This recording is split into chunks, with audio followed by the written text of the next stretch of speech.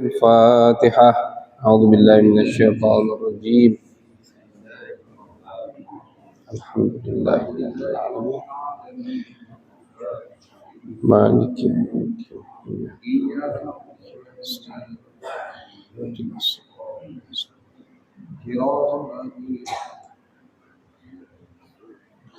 بسم الله الرحمن الرحيم. وبسند المتصل إلى المؤلف الإمام العالم العلامة المحدث أبو يا سيد محمد علوي المالكي الحسني رحمه الله تعالى ونفعنا به بعلومه وبعلوم مشايخنا وبعلوم سائر الصالحين في الدارين آمين. إلى أن قال في كتابه الذخائر المحمدية خدمه صلى الله عليه وسلم وبعض أصحاب الوظائف أنس بن مالك وهند وأسماء ابن حارثة وربيعة بن كعب الأسلميون وعبد الله بن مسعود وعقبة بن عامر وبلال وسعد مولى أبي بكر ومخرمة ابن أبي النجاشي وكبير ابن شداخ والليثي وأبو ذر الغفاري وأيمن ابن أم أيمن وأسلع ابن شريك أو ابن شريك ومهاجر مولى أم سلمة ونعيم ابن ربيعة الأسلمي وأبو الحمراء هلال ابن الحارث وأبو السمح واسمه إياد. Alhamdulillah, puji syukur kehadirat Allah Subhanahu wa taala. Salawat dan salam kita haturkan kepada baginda besar Nabi Agung Nabi Muhammad sallallahu alaihi wasallam. Masyaallah hadirin, alhamdulillah malam ini kita diberikan oleh Allah kesempatan kembali untuk duduk bersama di rumah daripada rumahnya Allah. Jangan lupa kita niatkan i'tikaf selama kita berada di masjid, di rumah daripada rumahnya Allah. Dan jangan lupa niatkan kita ingin menambah ilmu, menuntut ilmu, memperluas dan memperdalam ikatan kita kepada baginda Nabi besar Muhammad sallallahu alaihi wasallam. Yang mana di malam hari ini yang akan kita bahas atau yang disebutkan oleh Abu Ya Sayyid Muhammad Alawi Al-Maliki di dalam kitab beliau Az-Zakhair Al-Muhammadiyah yang kita baca setiap bulannya, yaitu adalah nama-nama khadamuhu sallallahu alaihi wasallam, pembantu Nabi Muhammad sallallahu alaihi wasallam. Khadam, khadam jamak dari khadim. Khadim satu pembantu, khadam berarti pembantu-pembantu. Dan pembantu Nabi tentunya adalah orang yang mulia. Makanya mereka mungkin ada orang yang kerjanya asisten rumah tangga ART, ya. Mungkin tidak senang kalau disebut-sebut itu kerjaannya, mungkin. Tapi ketika yang dia bantu, yang dia khidmat adalah orang yang mulia, itu satu kebanggaan. Ketika sahabat menjadi pembantu Nabi, waduh, itu satu kemuliaan yang luar biasa, ya. Dan ketika disebutkan nama mereka di kitab-kitab atau diriwayatkan oleh ulama, siapa saja pembantu Nabi, mereka enggak marah. Mereka enggak marah, malah mereka senang. Itu adalah kebanggaan, menunjukkan mereka orang-orang pilihan Allah Subhanahu wa taala.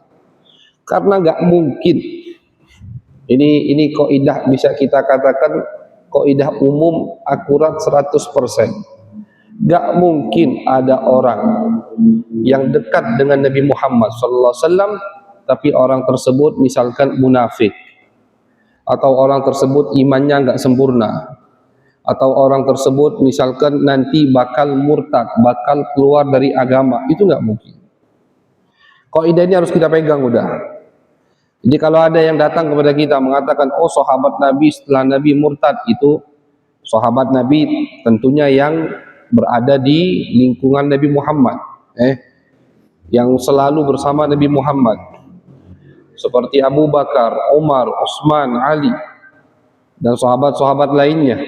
Itu enggak mungkin orang sembarangan, melainkan mereka adalah orang-orang pilihan dari Allah Subhanahu wa taala. Istri-istri Nabi kita udah baca juga ya, alhamdulillah istri-istri Nabi. Ada kelompok sesat yang mengatakan oh istri Nabi yang namanya fulanah itu pernah melakukan maksiat. Itu semua bohong dan dusta. Tidak mungkin istri Nabi Muhammad sallallahu alaihi wasallam melakukan kemaksiatan. Tidak mungkin, apalagi melakukan maksiat yang berkaitan dengan harga diri mereka, itu nggak mungkin. Bahkan istri Nabi sebelum Nabi Muhammad saja, istri Nabi Lut, istri Nabi Nuh, itu diriwayatkan mereka ini kafirah, ya kan? Kita baca di Al-Quran Allah sebutkan, ya wa imra'atan Nuh wa imra'atan Lut. Istri Nuh, Nabi Nuh dan istri Nabi Lut itu nggak iman sama Nabi Nuh, nggak iman sama Nabi Lut, nggak iman sama suami mereka, kafirah, dan mereka meninggal dalam keadaan kafir, kena azab Allah Subhanahu Wa Taala. Istri Nabi Nuh tenggelam, istri Nabi Lut terkena hukuman batu dari langit itu, karena nggak mau ikut Nabi Lut dia. Tapi ulama tafsir sepakat bahwasannya istri Nabi Nuh dan istri Nabi Lut harga dirinya terjaga. Harga dirinya maksudnya nggak mungkin selingkuh, nggak mungkin berbuat zina, naudzubillah, nggak mungkin. Karena mereka istri seorang Nabi. Yang jadi masalah iman mereka, tentu iman mereka kafir, mereka masuk neraka, nggak masuk surga. Tapi walaupun mereka kafirah, mereka kafir kepada Nabi, kepada suami mereka, tetap harga diri mereka dijaga oleh Allah Subhanahu Wa Taala. Artinya mereka perempuan yang punya harga diri, tidak mungkin melakukan hal-hal yang nyeleweng atau selingkuh, berbuat serong dari suaminya. Apalagi istri Nabi Muhammad Sallallahu Alaihi Wasallam, tidak mungkin melakukan hal-hal seperti itu. Ditambah lagi mereka iman, semuanya mukminah. Apalagi ada salah satunya yang bernama Sayyidah Aisyah, banyak hafal hadis Nabi Muhammad, paham banyak ayat suci Al-Quran, paham banyak hukum Islam. Nah, jadi intinya gak mungkin ada orang-orang yang dekat seperti itu dengan Nabi Muhammad, mereka akidahnya sesat atau mereka ahli maksiat, itu nggak mungkin. Mereka dijaga sama Allah Subhanahu Wa Taala dan pilihan Allah. Nah, jadi ketika kita sebutkan nama-nama pembantu Nabi Muhammad, wa ba'du ashabil wadhaif, dan sebagian tugas-tugas yang Nabi tugaskan beberapa sahabat, ini akan disebutkan oleh Abuya. Ini adalah salah satu kebanggaan bagi mereka di dunia dan di akhirat tentunya. Yang barusan kita baca itu semua nama khadam, nama pembantu Nabi Muhammad, banyak jadi ya, karena orang semua ingin menjadi pembantu Nabi Muhammad. Cuman yang terkenal, yang sering kita dengar tentunya Anas bin Malik. Karena Anas bin Malik ini ibunya yang memberikannya kepada Nabi. Ketika Nabi hijrah ke kota Madinah, Anas bin Malik, ibunya yang bernama Ummu Sulaim, itu nggak punya apa-apa untuk memberikan hadiah kepada Nabi. Ada yang datang bawa makanan, ada yang datang bawa perabotan rumah, ada yang datang bawa uang, gitu terus. Nabi baru hijrah ke Madinah. Ummu Sulaim perempuan ini nggak punya apa-apa. Yang dia punya anak ini umur 10 tahun. Dia bawa anak ini menghadap Nabi. Kata dia, ya Rasulullah, kalau orang ada yang memberikan kamu ini, itu, aku nggak punya apa-apa kecuali anakku ini, ambillah ya Rasulullah. Jadikan pembantumu ya Rasulullah. Suruh dia kemana-mana ya Rasulullah. Dari saat itu, Anas menjadi pembantu Nabi dan tidak pernah jauh dari Nabi Muhammad SAW sampai Nabi meninggal dunia. 10 tahun. Dari pertama kali Nabi di Madinah sampai Nabi meninggal dunia. Dia nggak pernah pisah dari Nabi Muhammad SAW. Jadi bukan satu pembantu Nabi, banyak, tapi karena mereka semua ingin mendapatkan kemuliaan tersebut dari membantu Nabi besar Muhammad SAW. Dan Nabi akhlaknya mulia. Kalau kita buka beberapa kitab hadis, itu ada satu bab yang di situ Nabi Muhammad SAW menyebutkan bagaimana adab kita, akhlak kita kepada pembantu. Ada akhlaknya, ada adabnya. Jadi asisten rumah tangga itu nggak perlu kita pakai peraturan-peraturan mana-mana untuk undang-undang mereka, cukup pakai undang-undang Nabi Muhammad. Kata Nabi, jangan diberikan pekerjaan yang melebihi kemampuan mereka. Termasuk juga kata Nabi Muhammad, upah mereka jangan telat. Kasih makan yang kalian makan, kasih pakaian yang kalian pakaikan. Jangan dianggap seperti apa? Seperti bukan manusia. Enggak, kata Nabi. Khadamukum mawalikum. Pembantu kalian adalah apa? Adalah saudara kalian. Adalah orang yang ada ikatan dengan kalian. Itu semua ada adabnya di dalam kitab hadis dari Nabi besar Muhammad sallallahu alaihi wasallam. Anas bin Malik itu ketika Nabi meninggal, kata beliau, demi Allah, selama 10 tahun Nabi enggak pernah membentakku. Selama 10 tahun Nabi tidak pernah membentaknya, dan Nabi nggak pernah mengatakan, Anas, kenapa kau lakukan ini? Anas, kenapa kau tidak lakukan ini? Itu nggak pernah. Artinya hal-hal yang sepele. Misalkan Anas telat membawa minuman ke Nabi, Nabi nggak marah. Karena yuhibbut taghaful. Kata Al-Imam Ali bin Abi Thalib, ketika mensifati Nabi Muhammad, Nabi itu suka at-taghaful. Taghaful itu pura-pura tidak tahu dengan urusan-urusan, tentunya bukan urusan agama, tentunya urusan masalah duniawi yang sepele.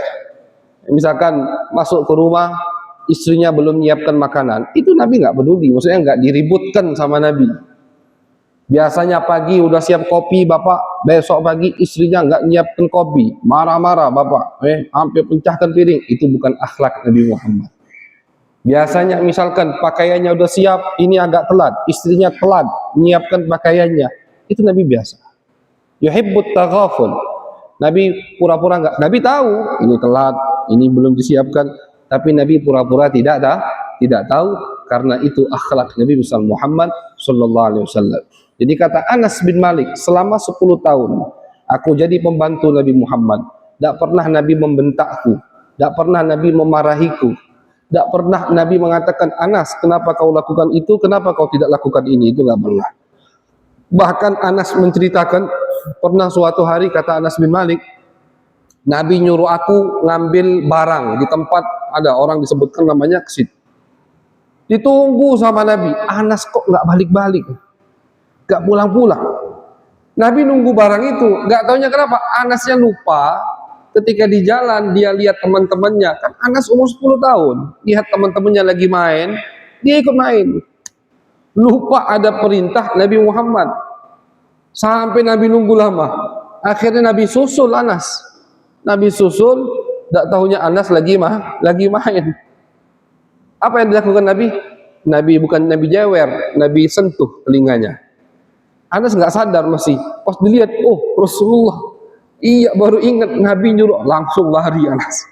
Lari ke tempat fulan untuk mengambil barang tersebut. Nabi nggak marah, Nabi nggak bentak, Nabi nggak mukul, tidak, hanya dijewer sama Nabi.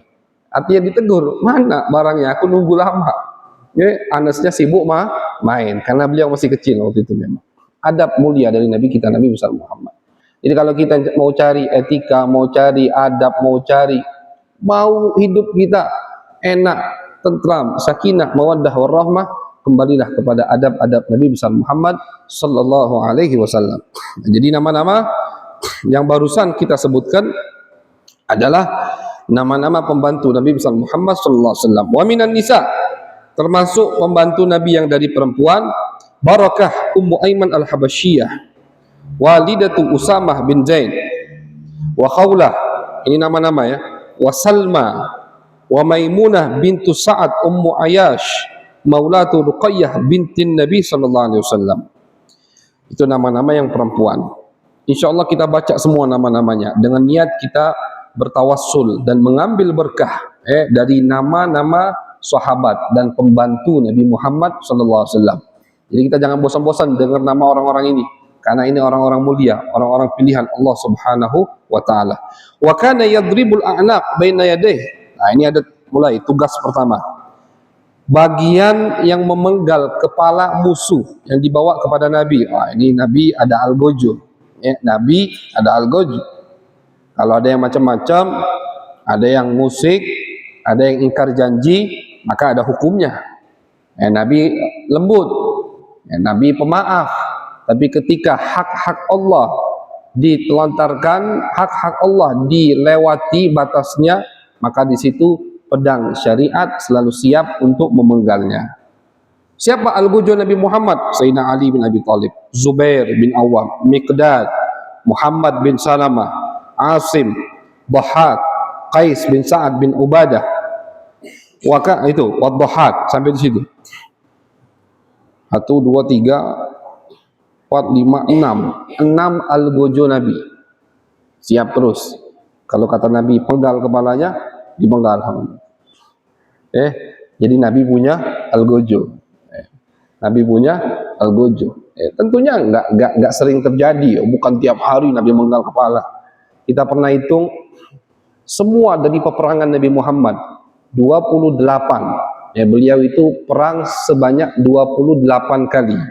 Dimulai dari tahun pertama Hijriyah sampai tahun 9. Terakhir peperangan beliau di tahun 9 Hijriyah. 9 tahun, 28 kali peperangan. Itu yang terbunuh dari musuh Nabi di medan pertempuran kurang lebih hanya 1.000 jiwa. 28 peperangan, 1.000 jiwa, 1.000 manusia. Dan dari 1.000 ini 600 di satu kejadian. Jadi 27 bagilah 40, 427. Yang 600 di satu peperangan, yaitu peperangan Bani Quraidah, Yahudi, biasa suka ingkar janji. Mereka janji sama Nabi untuk tidak membantu musuh Nabi Muhammad, Yahudi dari kabilah Quraidah yang ada di Madinah di tahun ke-5 Hijriah. Ketika musuh Nabi dari Mekah dengan jumlah 10.000 pasukan datang untuk mengepung Madinah, Nabi ke gerbang Madinah untuk menghadang mereka. Tak taunya Yahudi yang posisinya ada di belakang kota Madinah ingkar janji dan sepakat untuk membantu musuh yang ada di depan gerbang Madinah. Jadi Nabi betul-betul kewalahan pada saat itu. Ketika 10.000 di depan gerbang Madinah, ini yang ada di belakang seharusnya membantu Nabi seperti perjanjiannya, malah ingkar janji. Dia siap membantu musuh yang ada di depan Madinah. Singkat cerita, dihancurkan musuh 10.000 sama Allah dengan pasukan angin.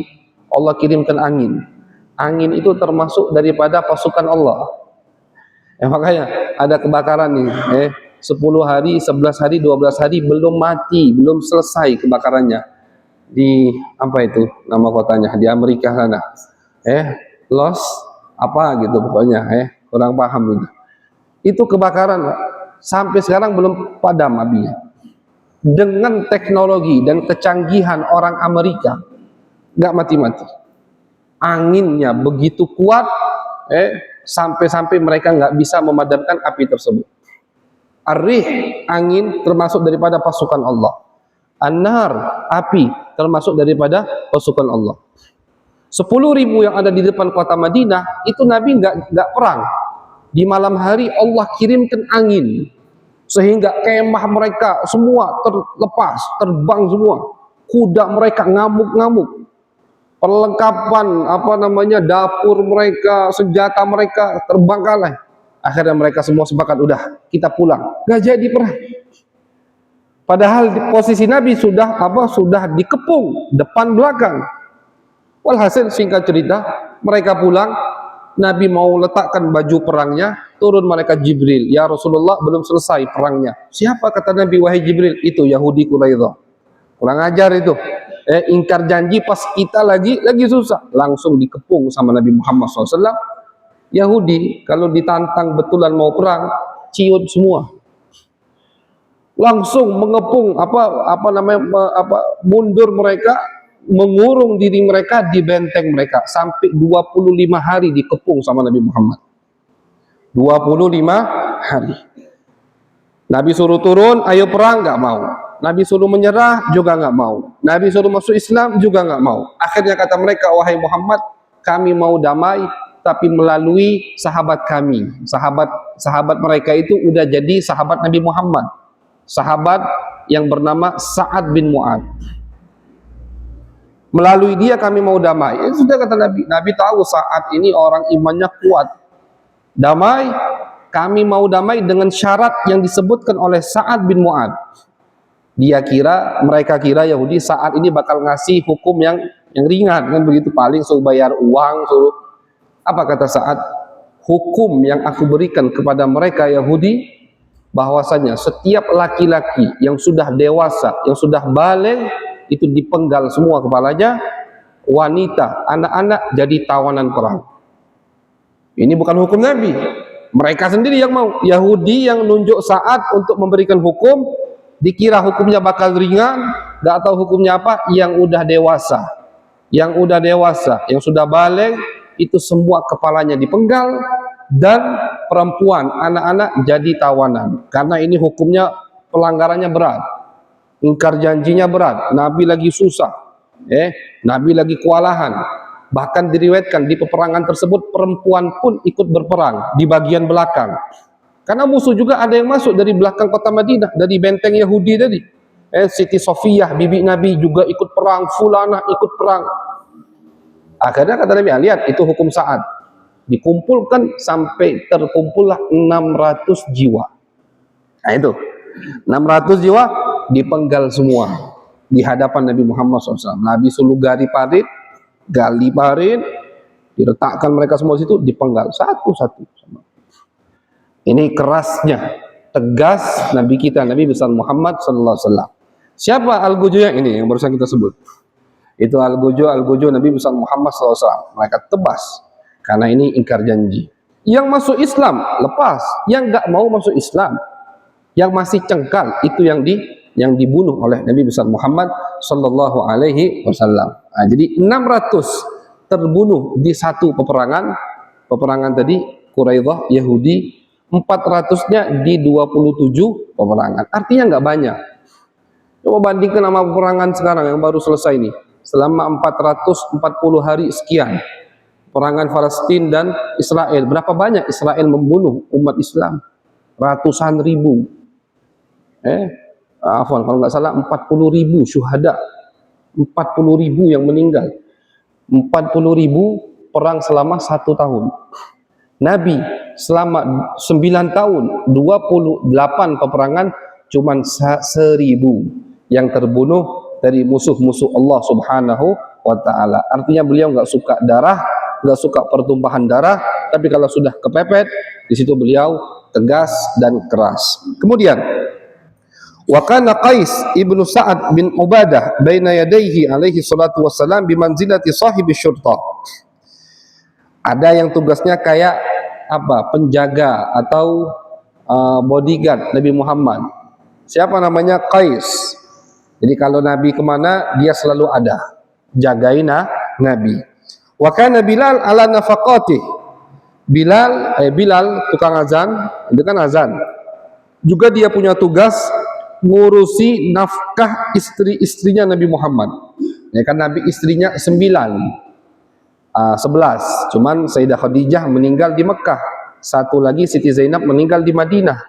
Yang hidup sampai Nabi meninggal 9. Ini 9 yang ngurusin nafkahnya. Ini rumah Siti Aisyah, berasnya habis, jangan begitu. Rumah ini minyaknya habis, rumah ini gandumnya habis, rumah ini susunya habis. Itu Bilal yang bagian nyatet atau belanja, ngelapor ke Nabi Muhammad sallallahu alaihi wasallam. Jadi kalau kita lihat ini, Nabi itu orangnya rapi. Dan Nabi orangnya penuh dengan aturan. Bukan sembrono atau sembarangan, enggak. Semua rapi Nabi Muhammad SAW. Jadi bagian nafkah istrinya juga ada tugas. Wa Mu'aqib ibn Abi Fatimah ad-Dawsi ala khatamihi. Ada sahabat yang bernama Mu'aqib. Tugasnya apa? Tugasnya nyimpen cincin Nabi. Namanya Mu'aqib. Tugasnya apa? Nyimpen cincin Nabi. Nah, cuman cincin yang disimpan oleh Mu'aqib ini, kata ulama di kitab lain, cincin yang tertulis Allah Rasul Muhammad. Kan ada. Jadi kayak cincin itu sekalian Nabi gunakan untuk cap stempel buat ngirim-ngirim surat ke kota sebelah atau negeri-negeri sebelah. Cincinnya bagaimana tulisannya? Ada ukiran. Banyak cincin itu sekarang, banyak dibuat sama orang. Allah, Rasul, jadi yang paling atas Allah, tengahnya Rasul, bawahnya Muhammad. Kalau dibaca ya dari bawah Muhammad Rasulullah gitu. Dan ini cincin penuh dengan mukjizat. Cincin Nabi Muhammad SAW itu ketika dibaca Allah Rasul Muhammad. Ketika dibaca lurus. Pas dicap juga lurus. Coba kalau kita punya cincin itu pas dicap kebalik. Karena kan pas dicap harus dibalik kan begitu. Cincin Nabi enggak, dibaca Muhammad Rasulullah di cincinnya lurus, ketika dicap juga Muhammad Rasulullah lurus. Nah, itu cincin Nabi buat di tahun ke-6 Hijriah. Ketika Nabi mulai mau mengirim surat ke raja-raja, nanti bakal bab setelah ini kita baca itu, ya. Nabi ngirim surat ke raja-raja, sebagian sahabat ngasih ide ke Nabi. Ya Rasulullah, surat tidak akan dianggap sah oleh raja-raja kecuali ada capnya. Ada stempelnya Rasulullah. Kata Nabi kalau gitu kita bikin. Nah, itu tadi bikin Muhammad Rasulullah. Itu nggak dipakai terus sama Nabi. Nah, jadi kadang Nabi pakai, kadang Nabi simpan, mu'aikib simpan. Sampai Nabi wafat di zaman Sayyiduna Abu Bakar As-Siddiq, cincin itu juga ada di mu'aikib. Terus dipakai sama Sayyidina Abu Bakar ketika mau ada urusan-urusan penting, surat menyurat, jadikan cap, tetap capnya Muhammad Rasulullah. Sayyidina Abu Bakar meninggal di zaman Sayyidina Utsman juga begitu. Zaman Sayyidina Umar, afwan. Juga begitu. Setiap Sayyidina Umar ada urusan penting dibawa oleh mu'aikib. Di zaman Sayyidina Utsman, di akhir-akhir hayat beliau, Sayyidina Utsman dan mu'aikib lagi duduk di samping sumur atau di pinggir sumur. Sumur yang berada di Masjid Quba. Kita kalau ke Madinah ada nanti city tournya kemana? Ke Masjid Quba. Nah, itu ada sumur, namanya dinamakan sama ulama sejarah sumur cincin. Sekarang udah ditutup, maksudnya udah dipagar, nggak bisa masuk. Dulu ketika Al-Fagir, kami baru-baru di Mekah tahun 2011, 2012, itu sumur masih kebuka. Kita masih bisa lihat sumur itu. Sekarang udah ketutup. Allah alam apa alasannya ditutup, bukan sumurnya ditutup, bangunan, dikasih bangunan sehingga sumur itu ketutup, nggak bisa kita masuk ke situ atau melihat sumur itu. Dulu tahun 2011 2012 di bawah 2015 masih bisa kita lihat. Duduklah Sayyidina Utsman dan mu'aikib ini di sumur tersebut. Duduk sambil ngeliatin cincin Nabi. Subhanallah, qadarullah, cincinnya jatuh, nyemplung ke sumur. Sumur Madinah itu bukan sumur yang segini. Kalau zaman kita di sini kan sumur Madinah sumur yang besar. Jadi kalau ini sumur di Madinah, sumurnya itu mungkin besar, jadi bukan sumur-sumur kecil itu. Nyemplung ke situ. Sayyidina Utsman kebingungan, mu'aikib kebingungan, semua orang Madinah kebingungan. Sayyidina Utsman kerahkan semua pasukannya untuk nyebur nyari cincin itu, gak ketemu selama 3 hari 3 malam. Selama 3 hari 3 malam cincin itu tidak ketemu, sudah hilang sampai sekarang gak ketemu. Ternyata kata ulama, ketika ulama teliti dan ulama perhatikan dari cincin itu jatuh, mulailah fitnah-fitnah timbul di masa Sayyidina Utsman bin Affan. Ada pemberontak, ada yang mau nurunkan Sayyidina Utsman, ada yang menfitnah Sayyidina Utsman. Kapan kata ulama ini terjadi? Setelah cincin Nabi jatuh ke sumur. Nah, jadi seakan-akan itu tanda dari Allah, zaman fitnah akan dimulai dari cincin tersebut. Dari cincin itu hilang, mulai khilafah Sayyidina Utsman itu banyak fitnah. Banyak fitnah itu banyak cobaan. Ada yang berontak, ada yang mau nurunkan beliau, ada yang menfitnah beliau, sampailah beliau meninggal terbunuh syahidan. Sayyidina Utsman kan meninggal terbunuh. Lagi di rumahnya baca Quran, pemberontak naik lewat jendela rumah beliau 2 tingkat, tidak bisa masuk dari pintu tengah karena dijaga oleh sahabat Sayyidina Ali, Sayyidina Hasan, Sayyidina Husain. Akhirnya pemberontak-pemberontak tadi masuk manjat lewat jendela, Beliau lagi baca Quran, dipenggal kepalanya, meninggal syahid. Ya, jadi kapan mulai cobaan-cobaan itu? Setelah cincin Nabi Muhammad SAW jatuh ke dalam sumur. Nah, itu makanya dinamakan sampai sekarang sumur cincin, Bi'ir al-Khatam, karena jatuh di situ cincin Nabi besar Muhammad SAW. Wa Ibnu Mas'ud ala siwakihi wa na'lihi wa tahurih.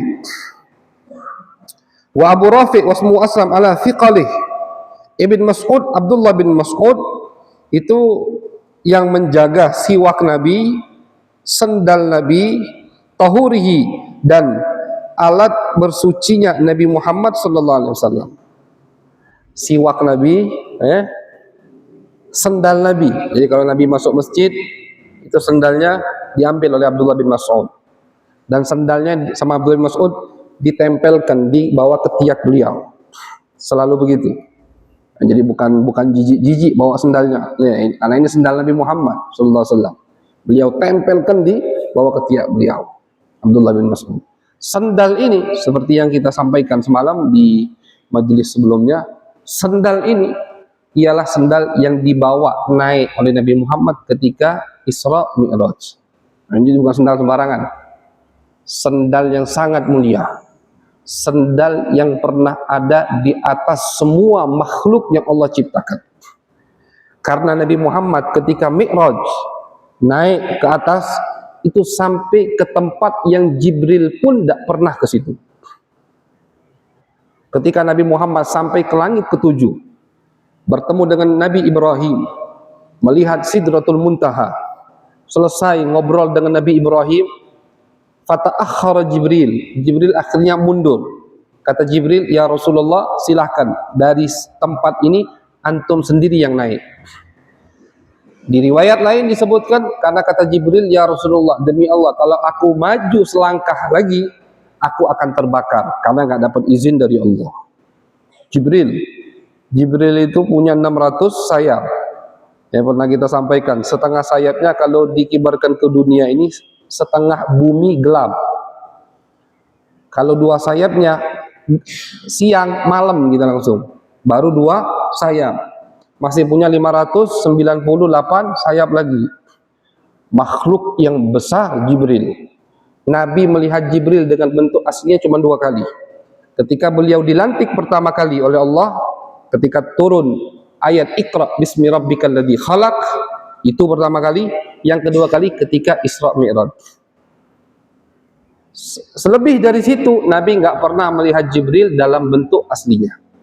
Jibril selalu menyamar jadi orang, jadi sahabat, Dihyah terkenal, dan orang-orang lain. Itu Jibril yang begitu besar ciptaan Allah, nggak bisa maju selangkah lagi karena nggak dapat izin. Kalau dia maju selangkah lagi, kata Jibril, demi Allah ya Rasulullah, aku akan terbakar. Majulah Nabi Muhammad, naik lagi menggunakan sandalnya. Itu menggunakan sandalnya. Artinya sandal Nabi betul yang disyairkan oleh Syekh Muhammad Yusuf An-Nabhani, bahwasanya ala ra'si hadzal kauni na'lu Muhammadin alat fajami'ul kauni tahta dhilalihi. Kata Al-Imam An-Nabhani, di atas semua alam semesta ini pernah ada sendal Nabi Muhammad sallallahu alaihi wasallam. Ya, makanya sering kita sampaikan, kalau kita punya peci, sekarang banyak tuh peci-peci yang ada terompa, ya sendal tuh terompa Nabi Muhammad, itu nggak apa-apa. Bahkan ada yang di baju kadang terompa. Ada orang yang buat dekor rumahnya terompa Nabi Muhammad. Ya enggak apa-apa. Mau terompa itu kita letakkan di atas kepala kita atau di atas rumah kita, jangankan kepala kita. Terompa itu pernah ada di semua di atas semua makhluk yang Allah ciptakan. Makanya jangan dengarkan ada orang ngomong, oh ini bid'ah ini. Jamaah ini suka bid'ah, pecinya ada gambar-gambar terompa. Gak ada itu di zaman Nabi. Itu nggak usah didengarin. Itu orang yang nggak baca sejarah. Katakan kepadanya, sendal Nabi bukan hanya akan ada di atas kepalamu, tapi di atas semua makhluk yang pernah Allah ciptakan ada sendal Nabi Muhammad SAW. Nabi Musa ketika Allah panggil ke gunung Tursina untuk diajak bicara oleh Allah, itu Nabi Musa pas mau masuk ke lembah tersebut, ini di dunia ini, di Syam, ya, di Syam. Itu kata Allah, ikhla'na alaika, di surat Toha, innaka bil wadil muqaddasi tuwa. Wahai Musa, kata Allah, lepas sendalmu. Kenapa? Kau mau masuk ke tempat yang mulia, karena aku mau mendengarkan kamu kalamku yang azali, yang qadim. Ini Nabi Musa di dunia, ya, dan bukan melihat Allah, cuman mendengarkan kalamullah. Tapi sama Allah disuruh lepas sendalnya.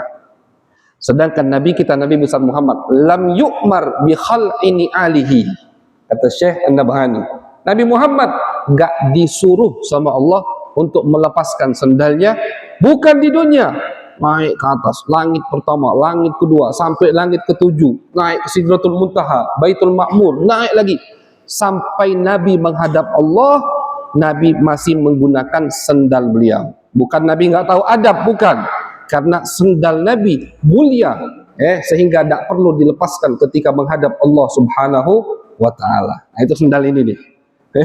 Jadi sendal yang dibawa itu, kalau sendal itu ada, waduh, kita cium-cium pasti, ya, karena sendal itu adalah sendal Nabi Muhammad SAW. Dibawa sama Abdullah bin Mas'ud, setiap Nabi ngelepas sendal itu ditaruh di bawah ketiak beliau, selalu dibawa oleh Abdullah bin Mas'ud. Wa Abu Rafi wasmu aslam ala thiqalihi.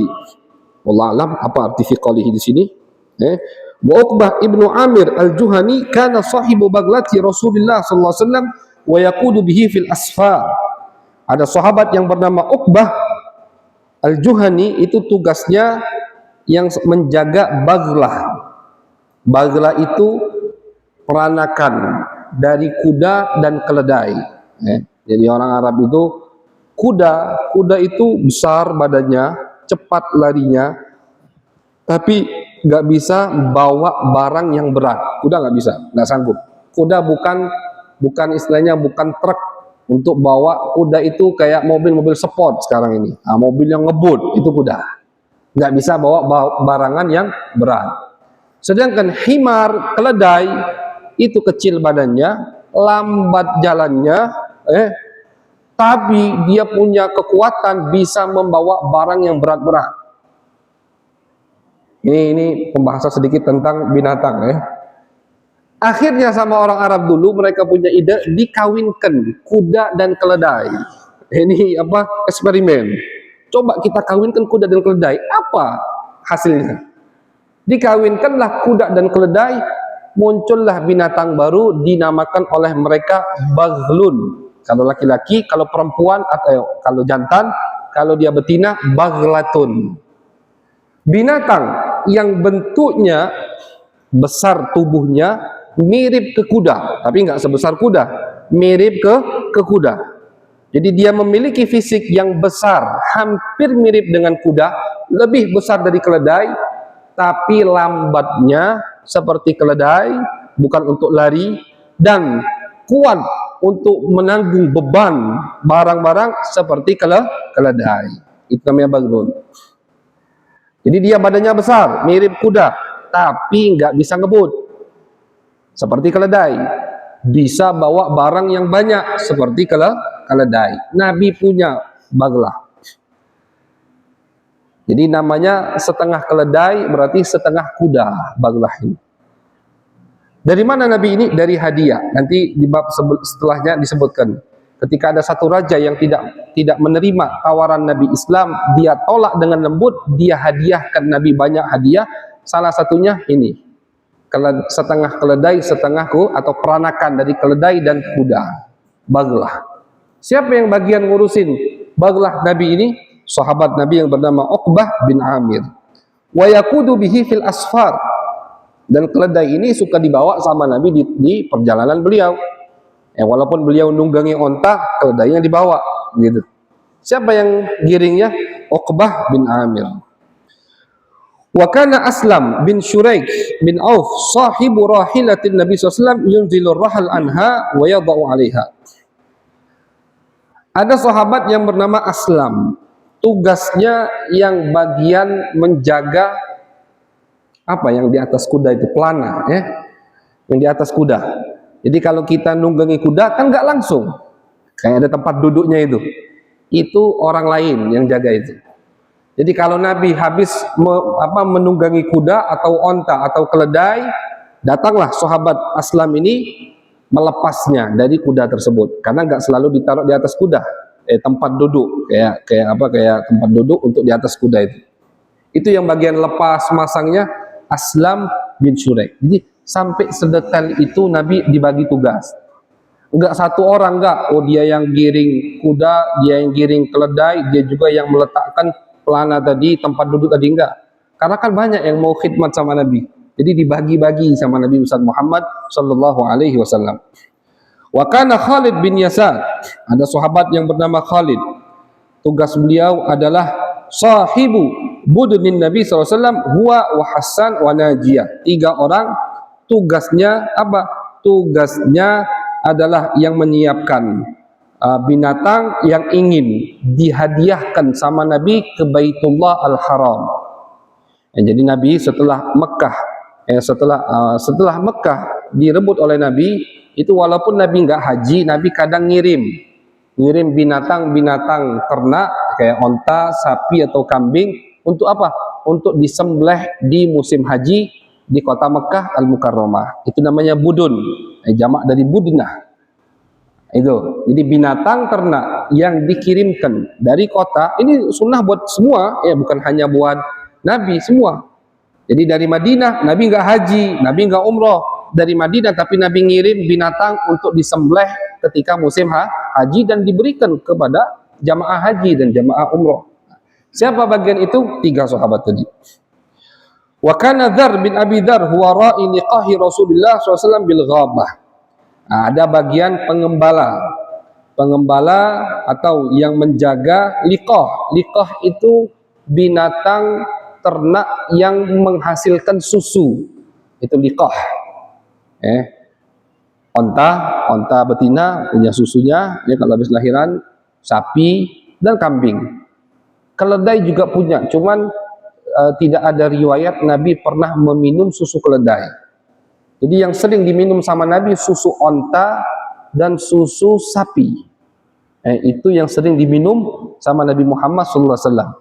Bahkan Nabi mengatakan susu sapi itu obat. Susu sapi, tapi yang baru betul diperas dari sapi, bukan yang udah dikelola macam-macam, itu bukan ya. Enggak, yang baru itu obat, kata Nabi Muhammad. Susu onta, wah itu luar biasa faedahnya. Banyak faedah susu onta. Itu bagian yang jaga binatang ternak yang menghasilkan susu, itu ada orang khusus yang bernama Dzar bin Abi Dzar. Wa kana al-Bara' bin Malik yahdu bir rijal wa Anjashah yahdu bin nisa. Ada sahabat yang bernama Bara' bin Malik, yahdu bir rijal, tugasnya sama Nabi diberikan tugas. Jadi orang Arab dulu itu punya adat, ketika mereka berjalan jauh, itu ada satu orang dipilih yang paling bagus suaranya untuk apa? Untuk menyanyikan qasidah di depan rombongan. Atau yahdu itu yang berqasidah di depan rombongan. Kenapa? Karena onta itu kalau diberikan musik lebih semangat, lebih cepat. Itu onta. Itu onta. Nah, kayak hadi. Kalau isim fa'ilnya hadi, orang yang suka berqasidah di depan rombongan onta. Nabi ada itu. Tentunya dipilih yang suaranya bagus, kan gitu. Kalau suaranya jelek nanti ontanya malah tambah lambat, kan gitu. Bahkan diriwayatkan ada satu orang, ini di zaman lupa al-Faqih, zaman tabi'in atau zaman tabi'in, ada seorang ulama mampir ke rumah temannya. Ketika mampir ke rumah temannya, akhirnya temannya ini mau beli minuman atau beli makanan keluar. Tiba-tiba dari dalam rumah ada yang teriak, tolong aku, tolong aku, tolong aku. Bukan jin, bukan jin. Pulang temannya tadi dari belanja, kata ulama ini, orang alim ini, aku nggak mau makan makananmu sampai kau ceritakan siapa yang minta tolong di belakang rumah itu. Siapa yang kau kurung itu siapa? Aku nggak mau makan sampai kau bebaskan. Kata temannya, ya sudah, karena ini orang alim ini bersumpah, dibebaskan. Disuruh masuk ke depan, suruh ceritakan kenapa dikurung. Kata tuan rumahnya, ini budak aku, hambaku. Kenapa aku kurung? Karena hambaku ini sudah membunuh 7 ontaku. Dia ini udah bunuh, aku punya onta 7. Bagaimana membunuhnya? Bukan bunuh dengan pisau, bukan. Ternyata si budak ini suaranya bagus. Saking bagusnya, setiap dia berqasidah di depan onta majikannya ketika sedang berjalan, berpergian, itu onta semangatnya sampai di luar batasnya. Semangat sampai di luar batas, ngebut. Akhirnya onta itu bukan binatang ngebut. Ya, istilahnya cc-nya 1000, dipaksa jalan lebih dari itu.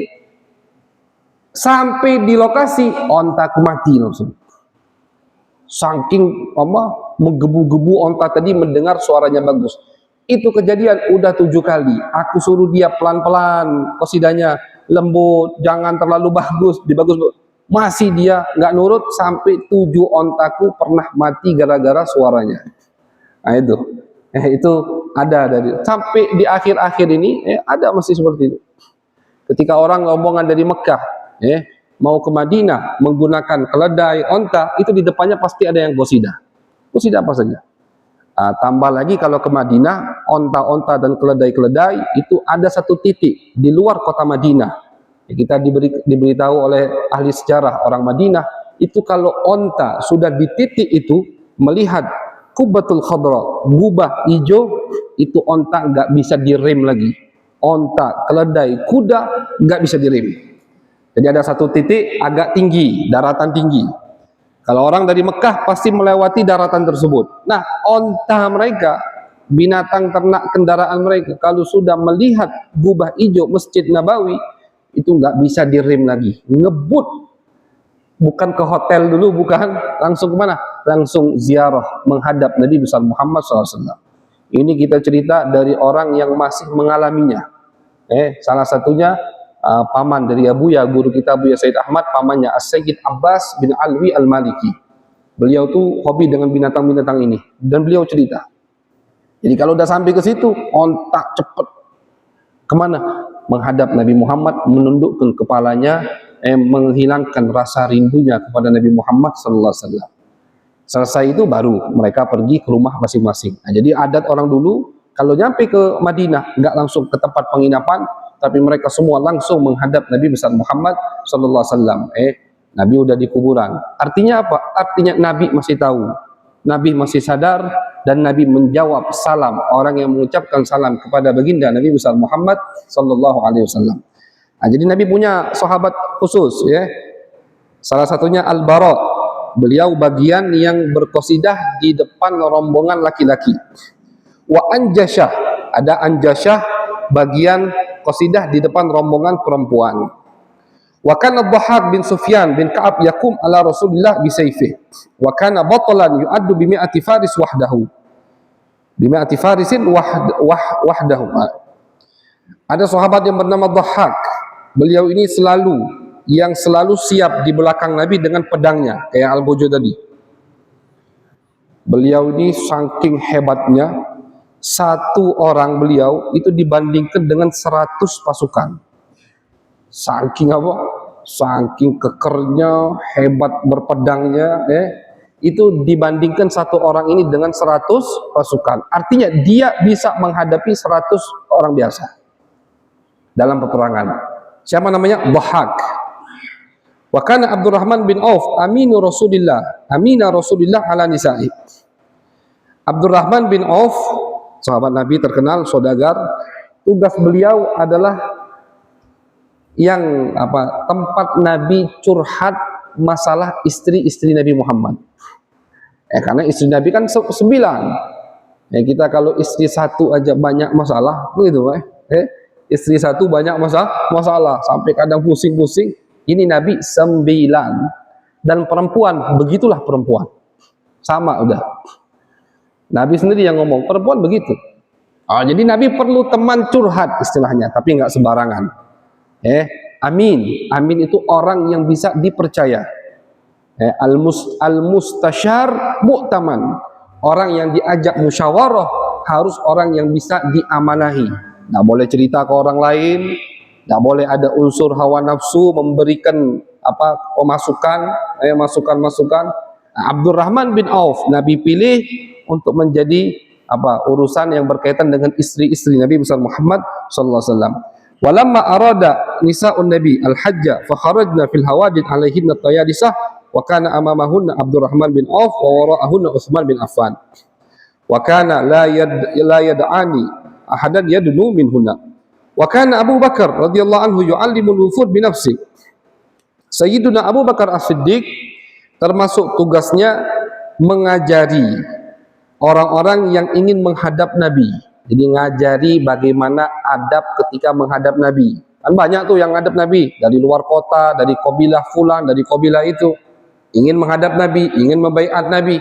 Sebelum mereka menghadap Nabi, mereka ditemui dulu oleh Sayyiduna Abu Bakar As-Siddiq. Untuk apa? Untuk diajari etika, adab, cara bagaimana menghadap Nabi Muhammad SAW.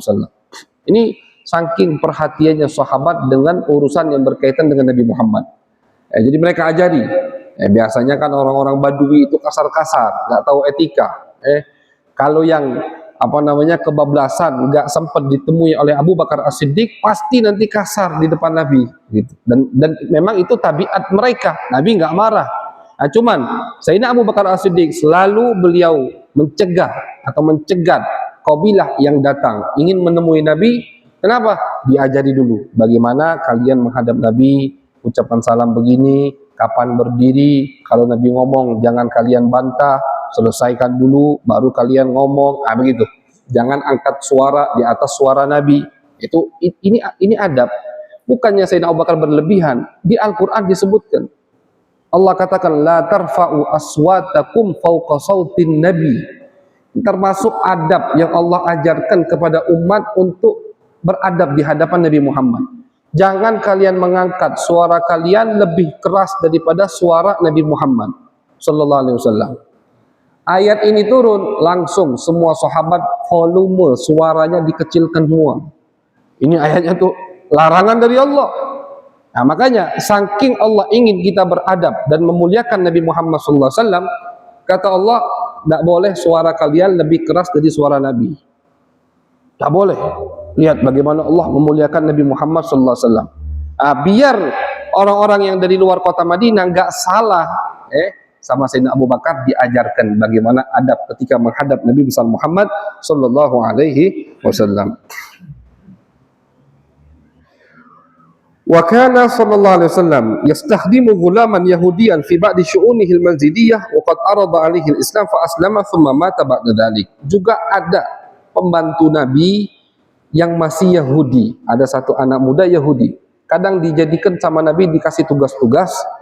Ketika anak ini sakit dan mendekati ajalnya, ditawarkan Islam oleh Nabi Muhammad SAW. Anak tadi akhirnya menoleh ke bapaknya. Kata bapaknya, taatilah Abul Qasim, taati perintah Muhammad. Akhirnya anaknya mengucapkan 2 kalimat syahadat, lalu meninggal dunia. Nabi keluar dari rumah anak tersebut seraya mengatakan alhamdulillah alladzi anqadhahu minan nar bi, kata Nabi Muhammad. Puji syukur buat Allah yang telah menyelamatkan dia dari api neraka karena aku. Karena aku dia selamat dari api neraka, mengucapkan 2 kalimat syahadat. Ini sebagian jadi disebutkan oleh Abu Ya sebagian tugas-tugas yang Nabi tugaskan. Ada lagi sahabat yang bagian tugas nulis wahyu, ada bagian tugas nulis wahyu kalau turun kepada Nabi Muhammad sallallahu alaihi wasallam. Ada tugas sahabat yang jaga Nabi di peperangan, rapi semua dan semua diatur sama Nabi Muhammad SAW. Akan tetapi kata Abu Ya, wa kana sallallahu alaihi wasallam yaqumu bi nafsihi ala asya' wa la yakiluha ila ahad. Enggak semua jadi Nabi itu enggak ngapa-ngapain, enggak semua Nabi perintahkan atau Nabi tugaskan sahabat untuk melakukan urusan beliau. Ada hal-hal yang enggak Nabi wakilkan, enggak Nabi serahkan kepada sahabat lain, seperti kas-shadaqah, seperti ketika memberikan sedekah. Itu Nabi enggak melalui perantara. Nabi langsung yang memberikan sedekah kepada fuqara dan masakin, menunjukkan rendah hati beliau. Tak pakai lewat ajudan, nah ini kasihlah itu. Nah, Nabi nggak gitu. Ketika ada orang yang butuh, Nabi langsung yang memberikan. Karena orang-orang, tentunya Nabi di atasnya, pewaris Nabi Muhammad, para ulama aulia itu ketika mereka memberikan sedekah, mereka merasakan lebih nikmat dan lebih lezat daripada orang yang menerima sedekah mereka. Al-mu'ti afrah minal akhir. Yang memberi lebih senang daripada yang diberi. Al-Imam Ali Zainul Abidin, cucu Al-Imam Ali bin Abi Thalib, cucu Nabi Muhammad, itu diriwayatkan sangat dermawan. Sampai-sampai beliau itu ketika ada yang datang ingin minta kepada beliau, senangnya luar biasa. Senangnya itu melebihi orang yang akan diberikan hadiah oleh beliau. Saking senangnya. Itu orang-orang yang hebat, dermawan luar biasa. Nah, jadi Nabi, Sayyidul Qurama, orang yang paling dermawan, Nabi besar Muhammad sallallahu alaihi wasallam. Ketika beliau memberikan sedekah, nggak diwakilkan ke orang lain, Nabi sendiri. Jadi nggak ada sahabat tugasnya bagian membagikan sedekah Nabi, nggak ada. Kenapa? Karena Nabi langsung yang turun tangan. Dan sahabat yang butuh-butuh, yaitu rata-rata berani minta kepada Nabi Muhammad. Ada yang minta sama Nabi, nggak pernah menolak kalau ada yang minta. Bahkan ketika beliau tidak punya, beliau rela mengutang demi memberikan orang yang meminta kepadanya. Ini sangat berat untuk ditiru, kan begitu. Akhlak mulia Nabi besar Muhammad SAW. Nah, jadi urusan sedekah tidak ada tugas kepada sahabat, Nabi langsung yang melaksanakannya. Wal wudu bil lail, wudu di waktu malam. Kalau wudu di waktu siang, ada sahabat yang tugasnya menuangkan air. Jadi menuangkan air, tidak apa-apa kalau kita juga sekarang ada yang mau nuangkan air wudu, tapi hanya menuangkan air. Nabi ngusap mukanya sendiri, ngusap tangannya, basuh tangannya sendiri. Kalau ada orang yang minta dituangkan, minta dibasuhkan juga sah, tapi makruh. Kita minta nggak mau wudhu, nggak mau gerak sendiri, minta dibasuhkan, itu makruh, sombong bener kan gitu. Ini kan mau menghadap Allah. Tapi kalau wudhu biasa di waktu siang, Nabi selalu minta ada tugas sahabat yang menuangkan air. Dulu kan belum ada keran kayak gitu, keran itu hukumnya sama kayak orang yang menuangkan air. Kita ambil airnya, Nabi ambil, Nabi basuh. Itu nggak apa-apa, ubah. Tapi kalau nggak ada uzur, kita minta orang juga untuk membasuhkan muka kita, itu hukumnya makruh. Hukumnya makruh. Sah wudunya sah, kan yang niat dia, tapi hukumnya makruh. Kecuali kalau orang itu sakit, nggak bisa gerak, tapi sadar, artinya tetap wajib sholat, harus wudhu, nggak bisa gerak, baru keluarganya yang mewudhukannya. Gitu. Jadi dua hal ini, sedekah dan wudhu di waktu malam. Nah, di waktu malam ya, karena Nabi nggak mungkin mau ganggu sahabat. Sahabat siap 24 jam khidmat bantu Nabi. Cuma Nabi kan punya perasaan. Nah, jadi wudhu di waktu malam, beliau setiap bangun malam wudhu, itu beliau wudhu sendiri tanpa ada yang menuangkannya. Tapi kalau di pagi atau siang, itu ada yang menuangkannya dari sahabat Nabi besar Muhammad sallallahu alaihi wasallam. Rawa Ibnu Sa'ad an Ziyad Maula Ayash bin Abi Rabi'ah khaslatan, dua hal. Al-Imam Ibnu Sa'ad meriwayatkan dua hal yang tidak diwakilkan oleh Rasulullah kepada siapapun. Yang pertama, wudu di waktu malam, wa i'ta'us sa'il, dan yang kedua, memberikan orang yang meminta, memberikan sedekah kepada orang yang meminta. Ini dua hal nggak pernah diwakilkan oleh Nabi besar Muhammad sallallahu alaihi wasallam. Kemudian tugas berikutnya disebutkan sama Abuya, tugas yang menjaga Nabi. Jadi ada sahabat-sahabat yang disebutkan oleh Abuya, tugas mereka menjaga Nabi ketika di tengah pertempuran. Jadi markas Nabi atau kemah Nabi Muhammad itu di depannya ada penjaga. Salah satunya Sa'ad bin Mu'ad, Sayyiduna Abu Bakar, Zakwan, Muhammad bin Maslamah, Zubair, Abbad, Sa'ad bin Abi Waqqas, Ayyub, wa Bilal. Ini beda-beda tapi. Di peperangan ini Sa'ad, di peperangan ini Abu Bakar, di peperangan ini Ayyub, begitu. Di setiap peperangan ada orang yang menjaga kemah Nabi Muhammad SAW. Sampailah turun ayat wallahu ya'simuka minan nas. Wahai Muhammad, kata Allah, Allah akan menjagamu untuk terkena serangan dari musuh yang sampai membunuhmu. Nah, jadi Nabi itu Allah udah jamin, gak mungkin kamu terbunuh oleh musuh, gak mungkin. Dengan ayat tadi, wallahu ya'simuka minan nas. Tapi terkena daripada serangan musuh, terkena luka, terkena panah, itu terjadi. Jadi maksud ayat ini, kita kalau baca ayat ini di Al-Quran pakai baca terjemahannya, Allah menjagamu wahai Muhammad dari serangan manusia. Oh, berarti yang di sejarah itu salah. Nabi di peperangan Uhud sampai luka, sampai gigi beliau patah, sampai pipi beliau robek, sampai pendarahannya, sampai Nabi lemes nggak bisa bangun. Oh, itu salah semua, bohong itu sejarah. Kenapa ini bertentangan dengan ayat suci Al-Quran? Itu orang yang nggak paham tafsir. Baca coba tafsir. Ulama sepakat bahwasanya yang dimaksud oleh Allah bahwasanya tidak mungkin ada musuh Nabi yang bisa membunuh Nabi Muhammad. Makanya dari situ alasannya ketika setiap peperangan Nabi, Nabi selalu di depan. Nabi selalu berada di depan. Karena nggak mungkin ada yang bisa membunuh Nabi. Tapi kalau Nabi terkena luka, terkena di peperangan Uhud yang paling parah, gigi beliau patah, beliau terkena tombak atau anak panah sehingga topi besinya itu masuk ke dalam besi, kena besi, gitu. Nah, jadi bagian topi besi beliau masuk ke dalam, kena ke pipi beliau, robek. Sampai-sampai sahabat yang mencabutnya itu yang bernama Abu Ubaidah Ibnul Jarrah, gak bisa pakai tangan. Pakai apa beliau nyabutnya? Pakai gigi. Jadi besi itu digigit oleh Abu Ubaidah. Satu gigi Abu Ubaidah patah, masih belum lepas itu besi. Dalam. Sampai gigi Nabi patah. Digigit lagi sama Abu Ubaidah. Ini Abu Ubaidah giginya udah patah satu. Gara-gara mau narik besi tadi. Digigit lagi sama Abu Ubaidah, ditarik pakai giginya, gigi kedua patah dan besi Nabi lepas. Jadi Abu Ubaidah terkenal sahabat Nabi Muhammad, termasuk 10 yang dipastikan sama Nabi masuk surga. Itu giginya ompong 2. Bagian depan ompong. Di peperangan Uhud, kata Abu Bakar As-Siddiq, tapi demi Allah, aku nggak pernah melihat orang ompong ganteng kecuali Abu Ubaidah.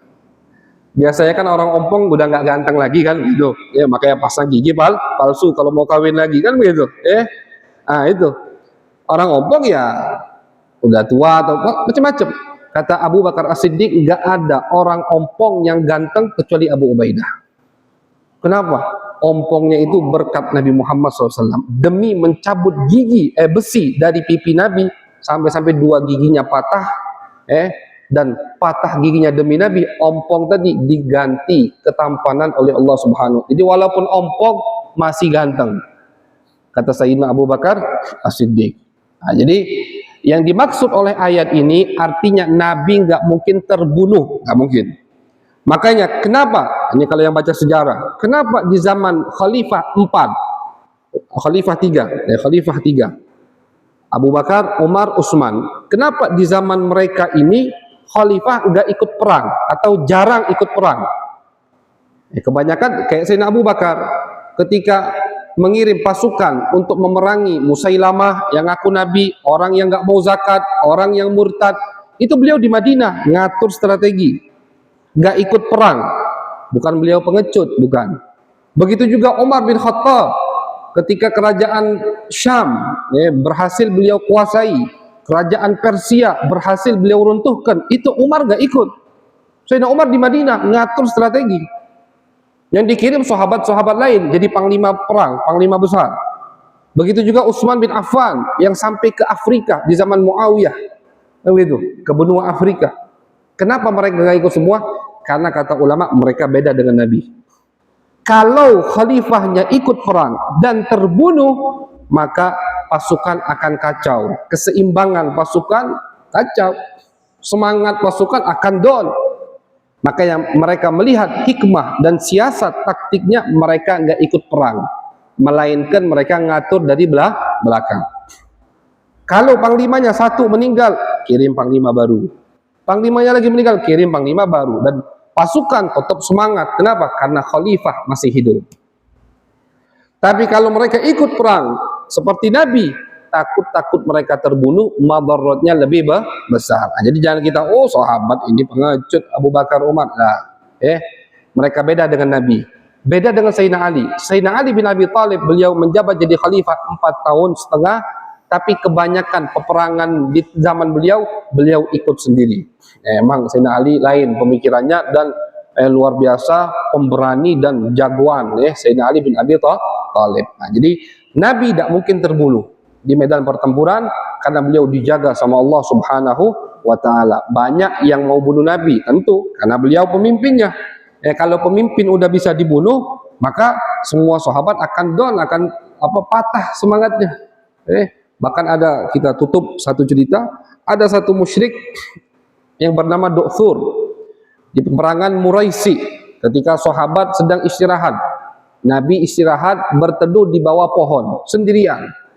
Ini Du'thur diam-diam, pintar dia, diam-diam sampailah beliau berhasil di depan Nabi Muhammad. Ini sahabat lagi istirahat semua nih. Ini cerita di Bukhari Muslim. Sahabat lagi istirahat semua, cuman Nabi sendirian di pohon itu. Nabi lagi rebahan, tiduran. Du'thur datang, bawa pedang. Udah dikeluarkan pedangnya. Diletakkan pedang tadi di kepala Nabi Muhammad. Wahai Muhammad, man yamna'uka minni? Ayo, siapa yang bisa jaga kau dari aku sekarang? Sahabat-sahabatmu jauh, lagi pada tidur, nggak ada yang tahu. Siapa? Dengan santai Nabi menjawab, Allah, Allah. Aku punya Allah. Seketika Du'thur tadi tangannya gemeteran ketika mendengar kalimat Allah. Tangannya gemeteran sampai pedangnya terjatuh. Diambil pedangnya oleh Nabi Muhammad, dibalikkan posisinya. Sekarang siapa yang bisa menjagamu dariku, wahai Du'thur? Dia nggak punya Tuhan. Diam, nggak bisa jawab. La ahad, nggak ada wahai Muhammad. Dimaafkan sama Nabi dan masuk Islam. Nah, ini satu contoh bagaimana Allah menjaga Nabi tidak bisa terbunuh. Bahkan di tahun ke-7 Hijriah beliau pernah diracun. Beliau pernah diracun oleh perempuan Yahudi. Kambing itu dimasak, diracun. Nabi udah ngunyah. Ada sahabat lain, Barok juga namanya, udah ngunyah, meninggal langsung, racunnya kuat. Sahabat meninggal, Nabi nggak meninggal. Nabi nggak bisa dibunuh. Kambingnya tadi berbicara. Ketika dikunyah sama Nabi, kambingnya berbicara. Wahai Rasulullah, jangan makan aku karena aku sudah diracuni. Ini kata ulama, mukjizat Nabi Muhammad lebih hebat daripada mukjizat Nabi Isa. Kalau Nabi Isa mayit bisa ngomong, Nabi Muhammad bukan mayit lagi. Kambing udah disembelih, udah dimasak, dipanggang, dibumbu, ketika dikunyah bisa ngomong. Nah, jadi beliau nggak meninggal.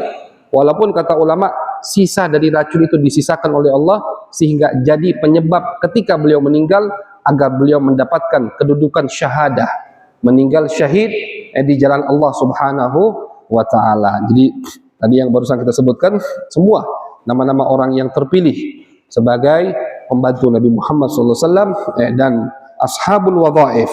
Mereka diberikan tugas-tugas oleh Nabi Muhammad Sallallahu Alaihi Wasallam. Mudah-mudahan dengan kita mendengar nama-nama mereka, kita mendapatkan keberkahan dari Allah Subhanahu Wa Taala, dan kita juga bisa menjadikan diri kita sebagai pembantu Nabi Muhammad. Gak ditutup pintu untuk jadi pembantu Nabi.